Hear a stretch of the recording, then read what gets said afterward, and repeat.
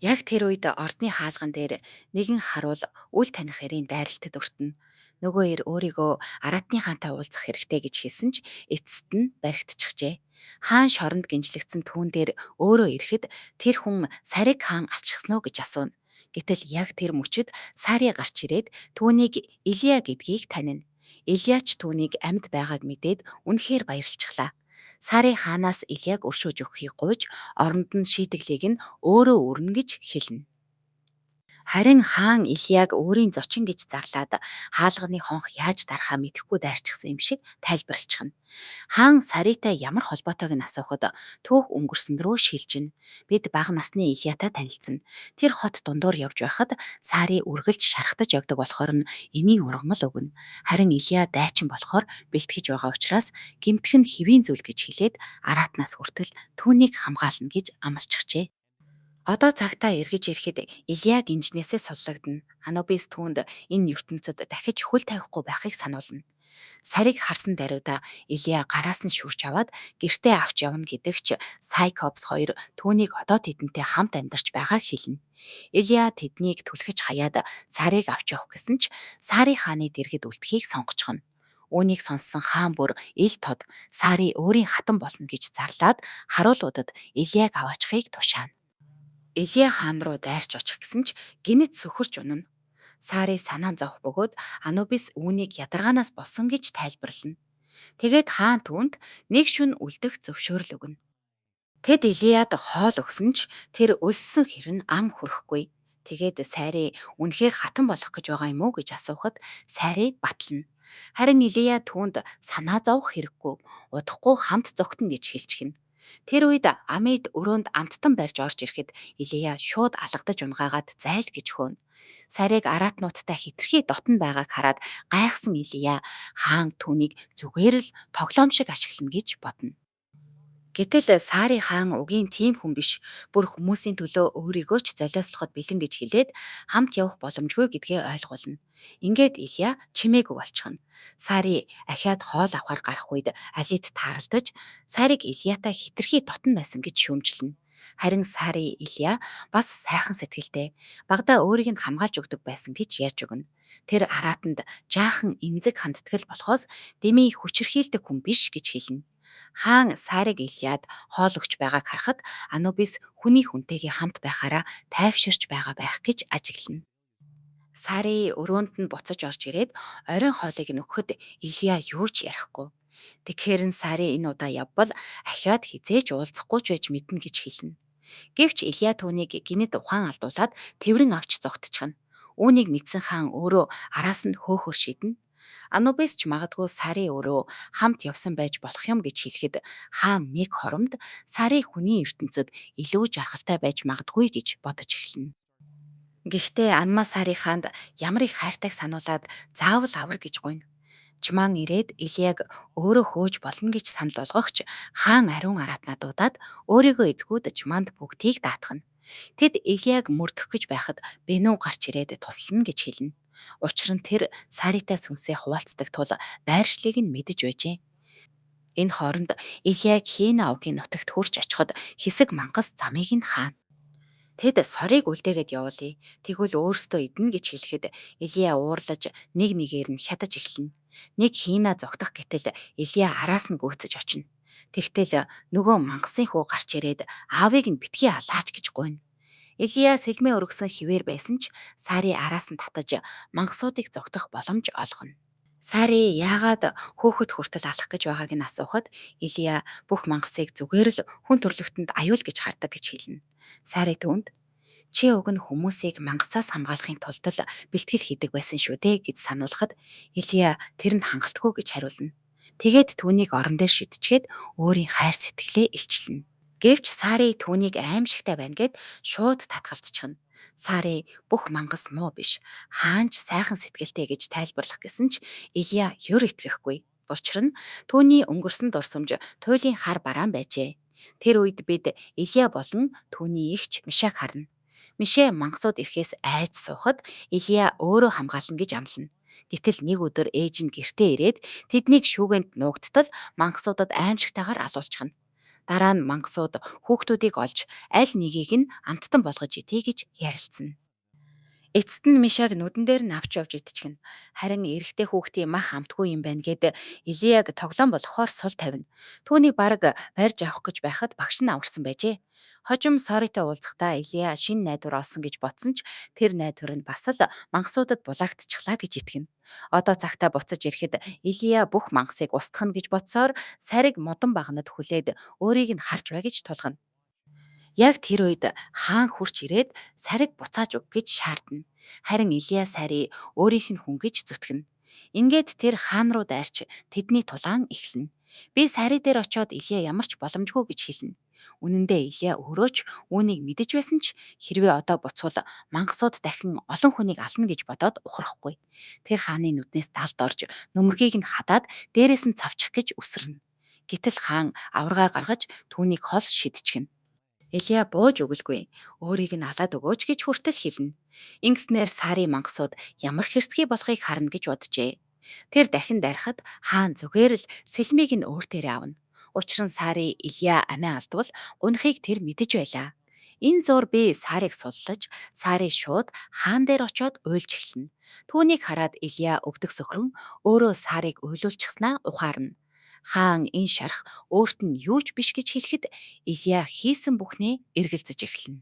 Харин Сари түүнийг тэврээд чи миний төлөө маш их зүйл хийсэн. Одоо өөрийгөө уучлах хэрэгтэй гэж тайвшруулна. Би хааны шархыг эдгэж Илияг авч явахын тулд Феникс болж хувирна. Гэхдээ Илия мангасуудын тусламжийг авахаас татгалзаад ганцаараа буцна гэж хэлнэ.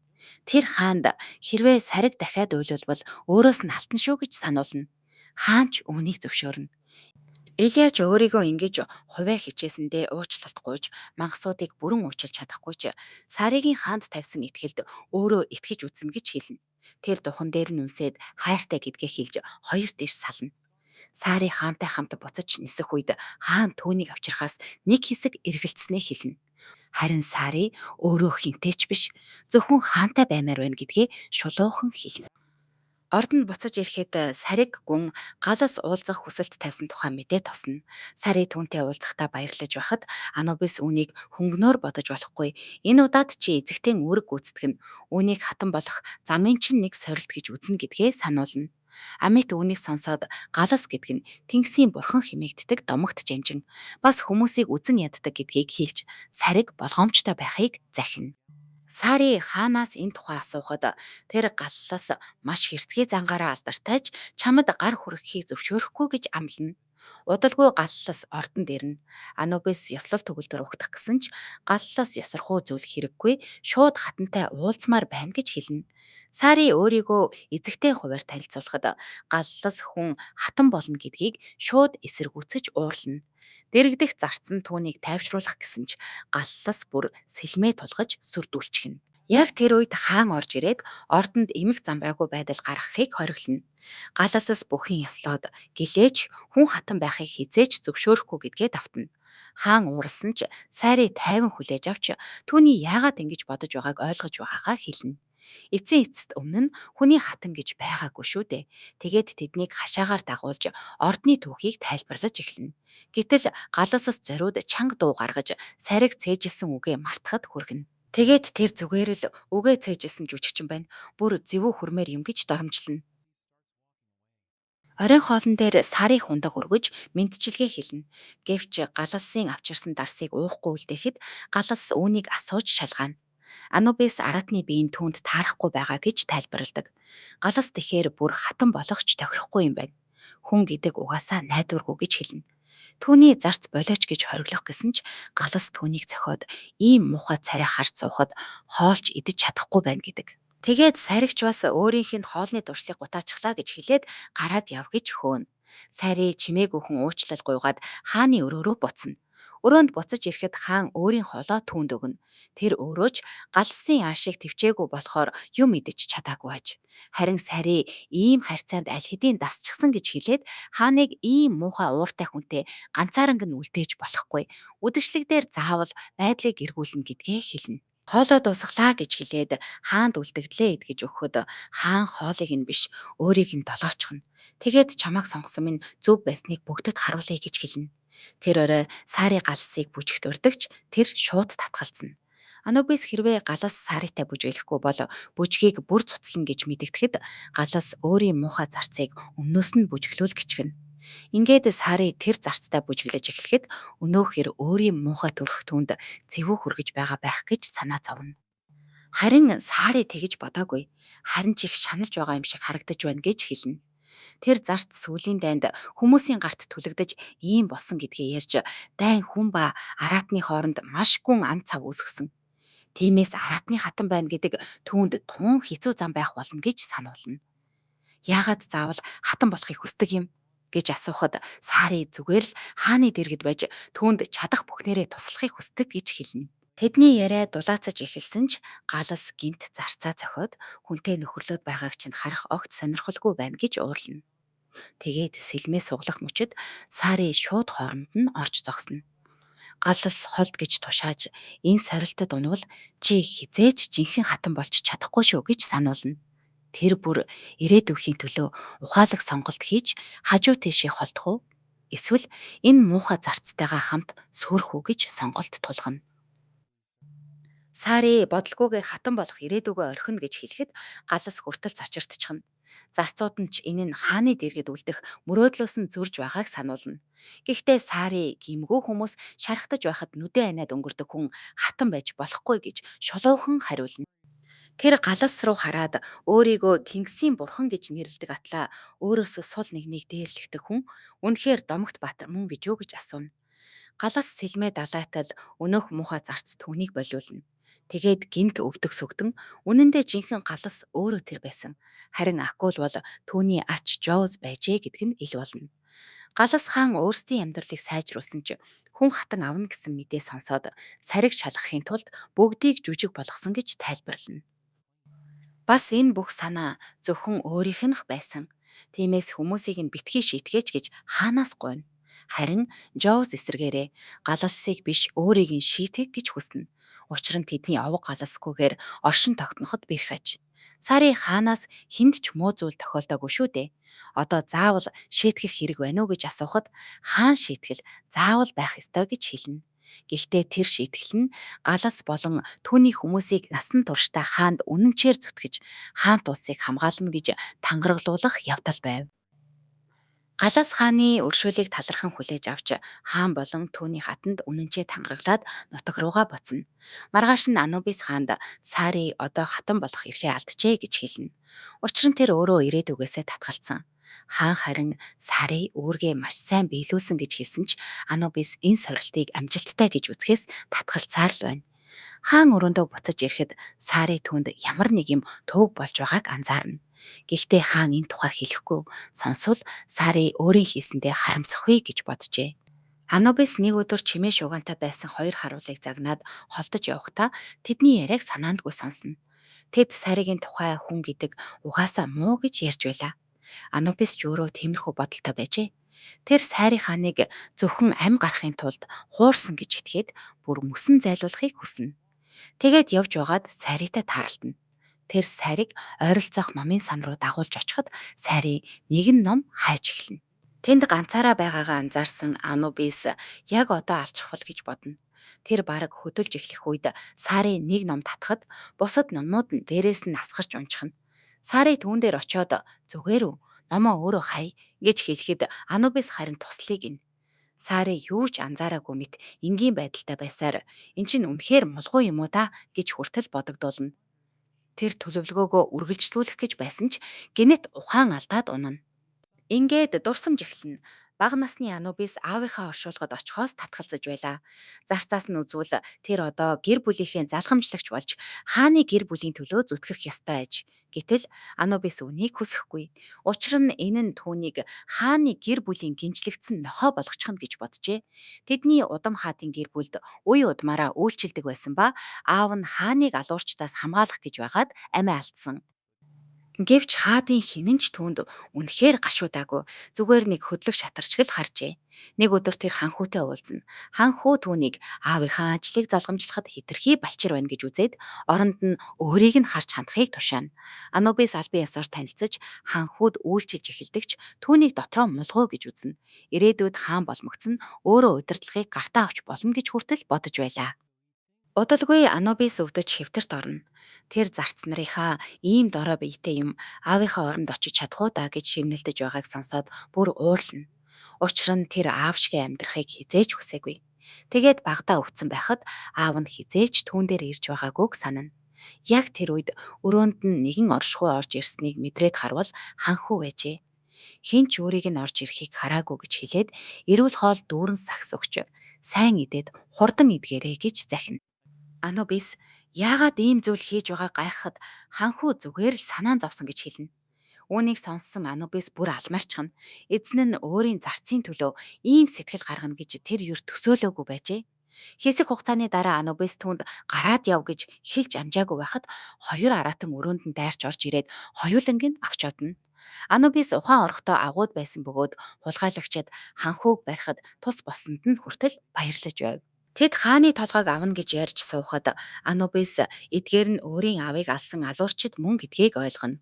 Тэр нэгийг нь хазаж аавыг нь буцааж өг гэж чарлахад өнөөх нь түүнийг шидээд танаа гэр бүлийнхэн угаасаа хааны сүдэр болон үхдэг тавилантай гэж доромжлно. Тэд Анубисыг алаад ханхүүг барьцаанд байлгах төлөвлөгөөтэй байжээ. Нэг нь түүнийг алхаар дөхөх үед ханхүү гинэт Анубисыг хамгаалж өмнө нь орж ирнэ.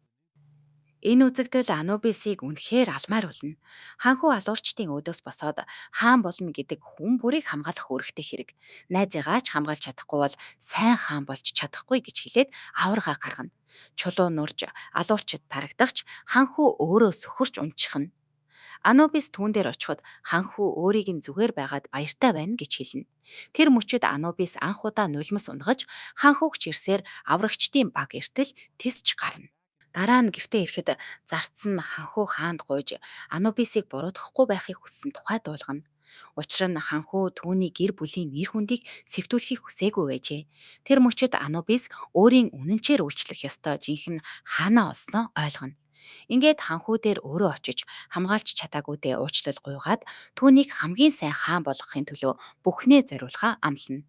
Одоо цагтаа буцаж ирэхэд Анубис ухаан орно. Сари түүнийг номын санд ухаан алдаж унсан гэж хэлээд гар хүрэх гэхэд Анубис түүний гарыг түлхэж хаяна. Тэр одоо ч Сарийг хатан гэдгээр хүлээн зөвшөөрөхгүй. Түүнд итгэхгүй байгаагаа шууд хэлнэ. Харин Сари үүнд нэг их тоосон шинжгүй. Хаан чамд санаа зовж байгаа шүү. Дараагийн сорилтоо сайн бодорой гэж хэлээд гараад явчихна. Дараагийн уулзалтаар Анубис гинэт Сари сорилтоо давсан гэж зарлаж өрөөн дэх бүгдийг гайхшруулна. Тэр Сарид нэг боломж олгож хааны зүрхийг үнэхээр хүртэх хүн эсхийг харъя гэж шийджээ. Сари анхны хаан болон түүний хатан консортын хөшөөг олж харна. Кис түүнд анхны хаан бол араатнуудыг нэгтгсэн баатар байсан гэж тайлбарлана. Сари өмнө нь яагаад энэ хэсэгт орж чадаагүйгээ асуухад энэ бол ариун газар, зөвхөн их ариусгал зэрэг онцгой үед л нэгддэг гэж хэлнэ. Их ариусгал бол хаан анхны хааны хувцсыг өмсөн ард түмнийг тэргүүлдэг баяр аж. Сари хаан дээр очиод түүнийг тэр хувцсыг өмсөж үзэж байгааг харна. Хаан бусдыг гаргаж зөвхөн сариг үлдээгээд удахгүй салхи мязмаг хөөж зайлуулна. Тиймээс дахин нэг илчлэлийн шөнө ирнэ гэж хэлнэ. Тэр орой Сари хааны хүний дүрийг харж хандна. Хаан ард түмний өмнө гарахын өмнө үргэлж түгшдэг. Учир нь тэд нууцыг нь мэдчихвээ гэж айдаг гэж хуваалцна. Гэхдээ Саригийн хажууд байхаараа арай тайвширдаг гэж хэлнэ. Маргааш нь их хариуцгал эхлэхэд хаан одоо ч хүний дүртэй хിവэр байна. Учир нь Мязм агаарт дүүрээгүй байлаа. Хаан араатны дүрээ буцааж авна гэдгээ мэдэж байсан ч түүнд цаг хэрэгтэй. Гэтэл ёслол эхлэх мөч ойрцоор. Талбай дээр Анубис хаан ч алга байгааг мэдээд цочирдно. Тэр өмнө нь ямар ч хаан энэ арга хэмжээнд хоцорч байгаагүйг санаж зарцнараар хайлгаж эхэлнэ. Зарцнаар бүх газрыг шалгасан ч олдоогүй гэдгийг хэлэхэд сэт нэртэй шүүгч хаан ёслолын өмнө газар доорох танхимд бясалгал хийж байгаа байж магадгүй гэж санал болгоно. Тэд доош орсон ч өрөө хоосон байна. Ингээд хаан нууц гарцаар гарчихсан байсан нь хэл болно. Тэд харуулуудаас сэм өнгөрөх шахахад сарын санаатай анхаарал сарниулж өгнө. Чимээ хаанд байгааг асуухад сарын өөрөө ч хайж явсан ч олсонгүй гэж худлаа хэлээд тэднийг холдуулна. Дараа нь сарын хаан хоёр нууц танхим руу эргэн очиход хаан араатны дүрдээ орж эхэлнэ. Гэвч их ариусгалд амжихгүй байх вэ гэж бодоод өөрийгөө сайн хаан биш юм байна гэж эргэлзэнэ. Харин сарын чи бол гайхалтай хаан гэж урам өгөхөд хаан гинт хин нэгэн ирж байгааг мэдэрнэ. Тиймээс сарын хаанд хугацаа хожихоор өрөөнөөс гарна. Үүдэнд сэт зогсож байсан бөгөөд дотор өрөөнөөс шид мэдрэгдэж байна гэж хэлнэ. Сарын хаан төвлөрч байна гэж тайлбарлахад сэт түүнийг худалч гэж шууд хэлээд хааны аюулгүй байдалд санаа зовж байна. Хаалгаа нэ гэж тулгана. Сарыг татгалцахад сэт харуулт тушааж түүнийг бариулаад хаалгыг онгойлгоно. Тэд хааныг араатны дүртээ нь хараад ийм олон жил яг юу хийж явсныг гайхаж орхино. Яг тэр үед их хариуцгал эхэлснийг зарлах хонх дугарна. Сэд түүнд хувцлах цагч үлдээгүй гэж хэлэхэд хаан тэгвэл хувцсгүйгээрээ ч болсон очино гэдэг. Талбай дээр араатнууд хаан яагаад ирэхгүй байгааг гайхширч Анубис ёслолыг цуцлахыг тушаах гэж байтал хаан Верийн нуруунд дээр гарч ирнэ. Тэр ердийн нөмргөө өмссөн байлаа. Бүгд юу болоод байгааг шуугилдаж эхлэхэд хаан арт түмэндээ хандан анхны хааны хуйгийг тайлсан гэдгээ зарлана. Тэр уламжлалыг хүндэлдэгч өвөг дээдсийн мөрийг яг хуулбарлаж дагаад байвал хааны үүргээ бүрэн биелүүлж чадахгүй. Урагшлахын тулд өөрчлөлт хийх хэрэгтэй гэж хэлнэ. Тэр өөрөө тэднийг илүү гэрэлтэй ирээдүг рүү хөтлөнө гэж амлахад олон түмэн нижгэнтэл алга ташин баярлана. Анубис ч илтгэл сайхан болсныг хүлээн зөвшөөрнө. Гэхдээ яагаад урьдчилж хэлээгүйг нь асуухад хаан чи заавал эсэргүүцэх байсан гэж шулуухан хэлнэ. Тэр бүр энэ үгийг Сари өгсөн санаанаас авсан гэж хэлнэ. Анубис тэгэхэд үнэхээр биширсэн гэдгээ нууж чаддгүй. Тэр дараа нь Сарид одоо өгөх өөр сорилт алга гэдгээ зарлана. Харин үүнээс хойш тэр Acting Queen Consort өөрөөр хэлбэл төр хатан консортын байр суурьнд сууна гэж мэдэгдэнэ. Тэр Сарид хатны олон нийтийн үргийг гүйцэтгэхийг тушааж дараагийн их ариусгал хүртэл ямар ч асуудалгүй даваад гарвал жинхэнэ хатан консорт гэж бүрэн хүлээн зөвшөөрөгдөн гэдгийг хэлнэ. Мэдээж олон нийтийн өмнө гарч ирэх бүрт нь эсэргүүцэлтэй тулна. Хэрвээ үүргээ биелүүлж чадахгүй бол түүнийг хүний ертөнц рүү буцаана гэж хүртэл сануулна. Бүр хүсвэл энэ албан тушаалаас татгалзаж хаанд өөр ихнэр олж өгөхөд саад болохгүй өөрөө ордонд тэжээвэр амтэн шиг үлдэж ч болно гэж хатуу сонголтч өгнө. Сари хэсэг бодол хийснээ Бенугийн түлхэлтээр шууд хааны твэрт орж энэ байр суурийг авна гэж хэлнэ. Хаан үүнийг сонсоод баярлаж одооноос хариуцлагыг нь өөртөө хамт үүрнэ гэдгээ амлана. Удалгүй хаант улсын өнцөг булан бүрээс элчнэр ирж шинэ түр хатан концертын талаар хаантай ярихыг хүснэ. Гэвч хаан Сари одоохондоо юу ч буруу хийгээгүй байхад хэнийг ч дотгош оруулахгүй гэж зарц нартаа тушаана. Амьд энэ үед Сариг шинэ хувцас өмсөж үзэж байхад нь уулзна. Анубис түүний хуучин хувцсыг хатны ажилд хэтэрхий дорой харагдана гэж үзжээ. Амьд улс орон бужигнаж байхад Сари яаж ийм тайван байгааг асуухад Сари зүгээр сууж санаа зовоод юу ч өөрчлөгдөхгүй чаддаг зүйлээ хийхээс өөр аргагүй гэж хэлнэ. Амьд ордоор алхаж яваад хааны хамгаалагчид босогчдыг дарахаар хөдлөнө гэж ярьж байхыг сонсоод Жиман маш аюултай даалгаварт явах гэж байгааг ойлгоно. Тэр Сари Жиман хоёр хоёулаа хүнд сорилттой нүүр тулж байгааг хараад хамгаалах өвдөстэй сахиус хийн. Маргааш нь Амьд Жиман нэг хамгаалагчид чи гэр бүлтэй хүн учраас энэ аянд бүү яв гэж хэлж байгааг сонсно. Тэр хамгаалагч Жуманаас чи ер нь хизээ нэгэн цагт гэрлэх үү гэж асуухад Жуман өөрөгт ажиллаа л боддог. Тийм санаа одоохондоо байхгүй гэж хариулна. Амьд Сарид нэг сахиус өгнө. Сари түүний гартаа өөр нэгийг барьж байгааг анзаарч энэ хиндвэ гэж асуухад Амьд ичимгүүрэн Жуманд зориулсан гэж хэлнэ. Тэр бүр өөрт нь анзаарагдасаа гэж хүсдэгэ хүлээчихнэ. Сари өвөнд ичих зүйлгүй өөртөө ч ялгаагүй шүү дээ. Би ч гэсэн хүн атлаа хааны дэргэд үлдэхийг хүсээд шуналтай байгаагаа мэдэрдэг гэж хэлээд амьтыг ч бас хүссэн зүйлдээ шуналтай бай гэж зоригжуулна. Амьт удалгүй шимаан дээр гүйж очоод сахиусаа өгнө. Тэр дотор нь даалгаварт нь хамгаалалт болох шившлэг шингээсэн гэж тайлбарлахад шимаан үүнийг авч нэр хүндийг чинь унгаахгүйгээр шарахчгүй буцаж ирнэ гэж амлана. Үүнийг харсан Сэри дотроо баярлана. Удалгүй хаан Сарид Acting Queen болсон анхны үүргэнд шийдэгдсэн гэж хэлнэ. Тэд Сэрл нэртэй васлал муж руу тэргээр хөдлөнө. Хаан замдаа Сэрлийн захирагч тэд болон түүний хатан Синар Кара нэртэй шин төрсөн хүүтэй болсон гэж тайлбарлана. Хатан консортын хувьд Сэри тэр хүүхдэд адис өгөх ёстой. Ос Марго олон жил хатангүй байсан учраас энэ үргийг өмнө нь лам бүсгүйчүүд гүйцэтгэдэг байжээ. Энэ хооронд Си Тэдийг тэр ёслолоос татгалзаач гэж гуйна. Учир нь тэр хүнийг хүүдээ хүргэхийг хүсэхгүй байв. Харин тэд басаал мууж учраас Ос Маргогийн ёсыг дагах ёстой гэж сануулна. Тэд Сералд хурж ирэхэд тэд хааныг өгтөн авна. Сари өөрийгөө Acting Queen Consort гэдгээр танилцуулж тэдний хүүд адис хүртэн гэж хэлнэ. Гэтэл Сэхүйтэн харцаар харж хүү нь бие муутай байгаа маргааш болъё гэж хэлнэ. Орой хоолны үеэр Сарид гаднаа хүндэтгэлтэй хандсан ч тэр сэрэгээ унгачаад гинэт толгой эргэж эхэлнэ. Хаан шууд анзаарч өөрөө ядарсан тул эрт амрыгээд Сарийг дагуулan өрөө рүүгээ орно. Тэнд Сари Сэгийн харц төрүүлсэн дарамт өөрийг нь золиос болгон өсгсөн эцэг эхийг нь санагдуулчихлаа. Бараг амьсгаач давчтаад эхэлсэн гэж хуваалцсан. Тэгэхэд хаан түүнийг тэврээд ийм үед юу хэлэхээ мэдэхгүй болохоор ердөө өөрийнх нь хийдэг зүйлийг дурайлаа гэж хэлнэ. Энэ нь Сариг тайвшруулж хаан дэрэгдэн байгаад талархуулна. Маргааш нь Сари Карад адис өгөх гэж байтал хүүхэд гинэт чарлаад уйлчихна. Тэгэхэд Си ёслолыг ахаад хойшлуулъя гэж хүснэ.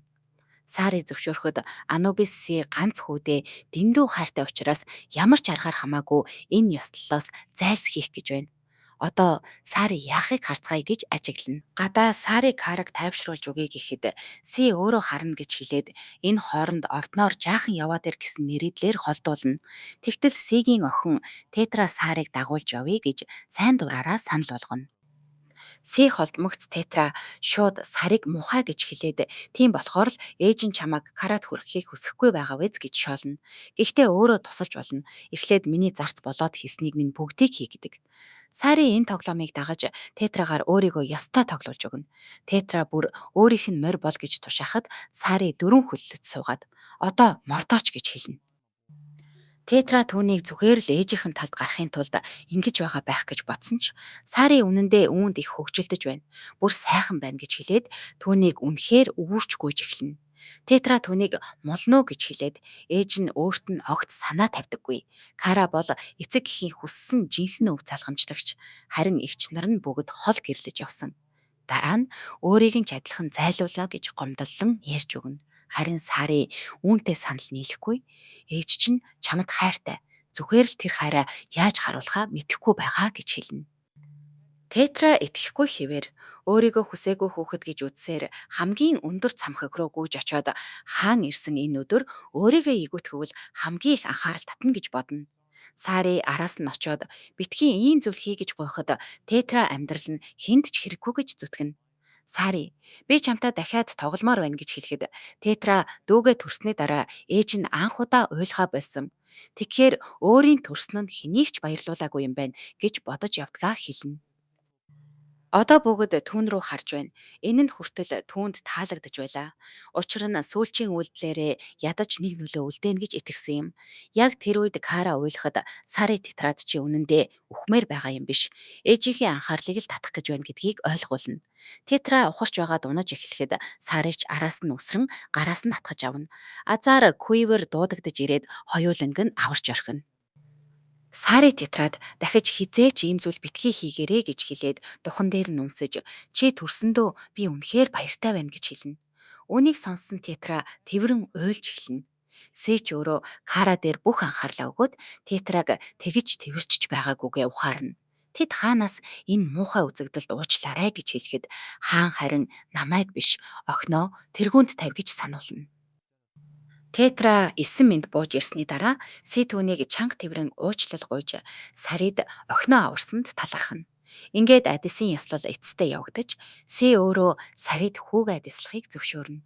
Анубис одоо ч Сариг хатнаар бүрэн зөвшөөрөхгүй байгаа ч нэг зүйлийг хүлээн зөвшөөрнө. Тэр бол Сари хүмүүсийг өөрчилж чаддаг. Өнөөдрийн бичлэгийг хийхэд үнэхээр их дэмжлэг үзүүлсэн.